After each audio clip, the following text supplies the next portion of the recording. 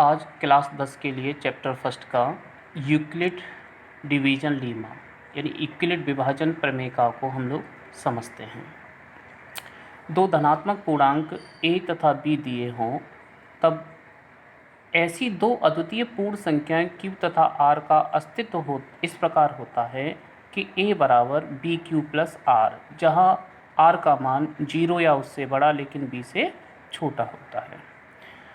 ये यूक्लिड ने विभाजन के ऊपर एक अपनी प्रमेय को स्थापित किया था। हम बहुत छोटी क्लास से भाग देने की क्रिया को जानते हैं। इस प्रमेय को हम भाग देने की क्रिया से समझेंगे। मैं दो संख्याएं लेता हूँ, एक 15, दूसरी 3। अब हम 15 में 3 का भाग लगाएंगे। 15 में 3 का भाग लगाएंगे। 5 15, शेषफल क्या बचा? 0। अब यहाँ जानो, जिस संख्या से हम भाग दे रहे हैं वो 3 है और इसका नाम होता है भाजक, और जिसमें भाग दे रहे हैं वो होता है भाज्य, और जितनी बार भाग गया है वो होता है हमारा भागफल, और जो इधर बचता है वो होता है हमारा शेषफल। तो जब हम एक संख्या का दूसरी संख्या में भाग देते हैं तो 3 चीज़ हमें समझ लेनी चाहिए। जिससे हम भाग दे रहे हैं वो भाजक होता है, जिसमें हम भाग दे रहे हैं वो भाज्य होता है, जितना हमें भागफल मिलता है वो भागफल, और जितना हमें बचता है वो हमारा शेषफल होता है। अब इन सबके बीच में एक संबंध होता है कि भाज्य बराबर भागफल गुणा भाजक प्लस शेषफल। तुम बहुत पहले इन चीज़ों को बहुत अच्छी तरह सीख चुके हो।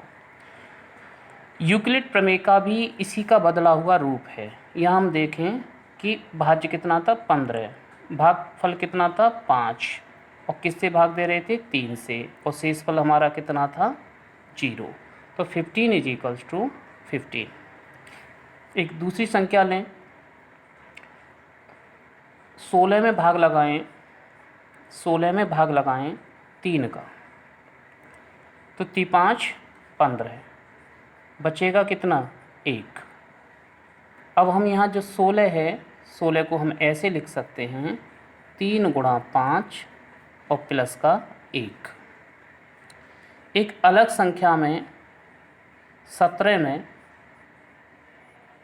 3 से भाग लगाएं, 5 15, अब शेषफल कितना बचेगा? 2। तो हम 17 को ऐसे लिख सकते हैं 17 बराबर 3 गुणा 5 और प्लस के 2। तो अब एक नई संख्या 18 लें, 18 में 3 से भाग लगाएं तो शेषफल कितना आएगा? भागफल कितना आएगा? 6, और शेषफल बचेगा 0। तो 18 को लिख सकते हैं, 18 को लिखा जा सकता है 3 गुणा 6 और प्लस के 0। एक बात हमें यहाँ समझनी है कि 3 से भाग देने पर, 3 से भाग देने पर शेषफल बचता है। 3 से भाग देने पर शेषफल बचता है।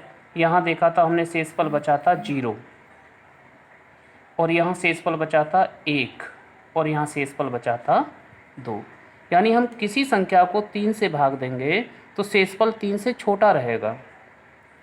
जैसे शेषफल 0 भी आ सकता है। जब कोई 3 से पूरी संख्या कट जाएगी तो शेषफल कितना होगा? 0, और 3 से शेषफल 1 भी हो सकता है, शेषफल 2 भी हो सकता है।